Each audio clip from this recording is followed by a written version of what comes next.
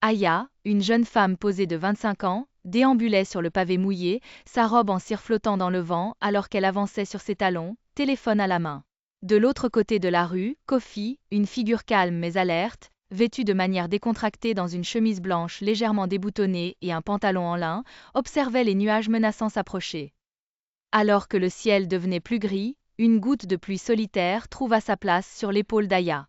Elle leva les yeux avec un soupir, rangeant son téléphone à la hâte et accélérant le pas.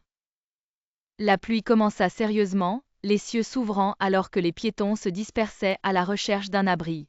Aya se précipita vers un kiosque fermé et pittoresque pour se mettre à l'abri, courant alors que l'averse s'intensifiait.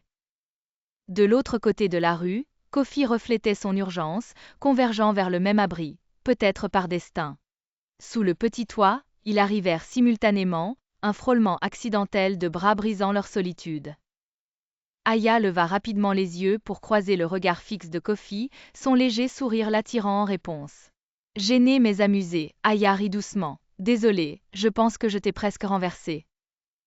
Les yeux de Kofi brillaient d'humour. Non, c'est la pluie qui semble vouloir nous mettre sur le même chemin. Le silence régnait sous l'abri, interrompu seulement par le chœur des gouttes de pluie.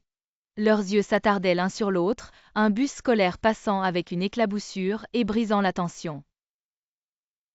Alors qu'Aya ajustait la veste autour d'elle, ses doigts effleurèrent ceux de Kofi, un contact chargé d'une intimité involontaire.